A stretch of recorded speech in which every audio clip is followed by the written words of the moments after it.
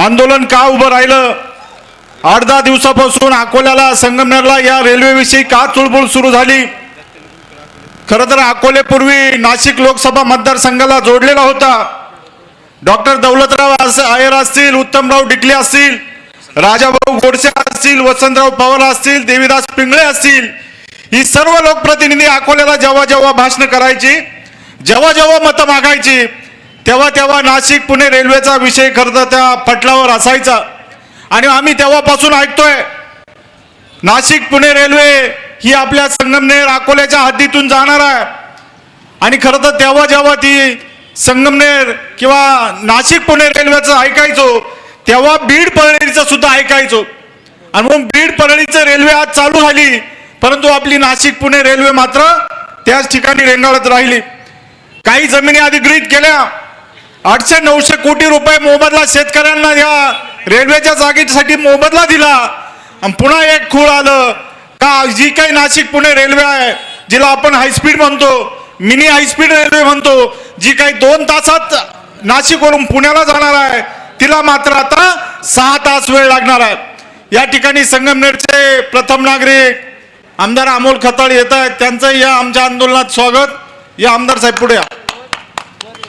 आणि मित्रांनो बघा, साधं सोपं उदाहरण आहे। आपण अकोल्याला संगमनेरच्या माणसाला जर अकोल्याला यायचं असेल तर चिखली धांदरबळ फाटा हा सरळ मार्ग आहे। आणि त्याच संगमनेरच्या माणसाला म्हटलं तुला जर अकोल्याला यायचं असेल तर तू घारगावला जाय आणि मग अकोल्याला ये, असा मार्ग होऊ शकत नाही। अकोल्याचा माणूस घारगावला जाईल आणि मग संगमनेरला येईल असं मित्रांनो होत नाही। आणि म्हणून हा जो काही जो शहरांचा विकास झालाय, मुंबई नंतर पुणे असेल, नाशिक असेल, ही शहर विकासच झाले। आणि म्हणून सुवर्ण त्रिकोण या सरकारचा उद्देश होता, सुवर्ण त्रिकोण करायचा।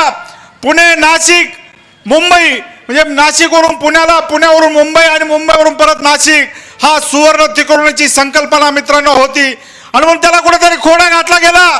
आणि म्हणून आज ती रेल्वे डायरेक्ट नाशिकवरून शिर्डीला जाणार, शिर्डीवरून अहिल्यानगरला जाणार आणि मग पुण्याला जाणार, मधली सगळे तालुका वंचित राहणार।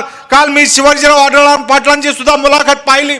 आणि तो पुण्याचा उत्तरनगर जिल्हा या नाशिक पुण्यावर अवलंबून आहे। आज ती चाकांची ट्रॅफिक असेल, पुण्याची ट्रॅफिक असेल, आणि रेल्वे हा दळणवळणाचा सगळ्यात महत्वाचा मुद्दा आहे। आणि म्हणून आपल्याला सुद्धा विकासाचा सहभाग व्हायचा असेल, आपल्याला जर विकासात जर सहभागी व्हायचं असेल तर रेल्वे अकोल्यातून जाणं खूप गरजेचं आहे। आणि म्हणून उत्तरेतल्या सर्व जिल्ह्यातल्या सर्व तालुक्यातल्या लोकांना माझी विनंती आहे, अरे आज तुमच्या बागा फुगल्या, तुमच्या बागा फुलल्या, तुमची शेती वाणी हिरवेगार झाली, ती फुकट झाली नाही। या अकोलेकरांचा त्याग आहे। अकोल्यात पाऊस पडतो, अकोल्यात धरणे बांधले जातात, अकोल्यातूनच कॅनल जातो आणि मग तुम्हाला ते पाणी येतं, तुमची शेती हिरवीगार होती। याही गरीब अकोल्या तालुक्याला, याही आदिवासी तालुक्याला कधीतरी मुख्य प्रवाहात येऊ द्या, या विकासाच्या प्रवाहात येऊ द्या। आणि म्हणून तुम्ही सुद्धा भूमिका मांडली पाहिजे का अकोल्यावरून रेल्वे गेली पाहिजे। याचं कारण असं, अरे दळणवळण वाढलं, आपले मुलं नोकरीला लवकर जातील, शिक्षणाला लवकर जातील, दवाखान्यात लवकर जातील, शेतीमालाचा दळणवळण आपल्याला झटपट करता येईल आणि शेतकऱ्याच्या खिशात 2 पैसे मिळतील। आणि म्हणून आपल्याला हा मुद्दा या ठिकाणी मित्रांनो, खरं तर रेल्वे अकोल्याला का पाहिजे ते त्याच्यासाठी पाहिजे। आणि आता जर झाली नाही तर परत कधीच होणार नाही। आणि म्हणून मला एक जण म्हणला, अरे तुमचं सरकार आहे आणि तुमच्या सरकारच्या विरोधात मोर्चा आहे। अरे अकोला आमच्या सरकारच्या विरोधात मोर्चा आहे। आणि ज्या अकोल्या तालुक्यात जेव्हा जेव्हा काही मिळालं ना, ते आंदोलनाने मिळालं, चळवळीने मिळालं, फुकट मिळालं नाही। आणि म्हणून सरकारची जर भूमिका जर वेगळी असेल तर त्यासाठी आम्ही आंदोलन करू, चळवळ करू।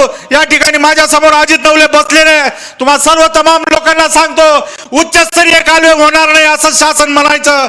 अजित नवले असेल, मच्छिंद्र धुमाळ असेल, विनय सावंत असेल, अरे आम्ही 4 जण या ठिकाणी संगमनेरच्या जेलमध्ये बसलो। आम्ही सांगितलं ते तुमचा फिजिबल असू नाही तर नसू, उच्चस्तरीय कालवे झाले पाहिजे। आणि मित्रांनो, उच्चस्तरीय कालवे झाले आणि या चळवळीत यश असतं, या आंदोलनात यश असतं। आणि म्हणून या ठिकाणी अमित बांगरे बसलेले, त्यांचे वडील असताना अशोक बांगरे, आम्ही 11 दिवस येरवड्याच्या जेलमध्ये गेलो।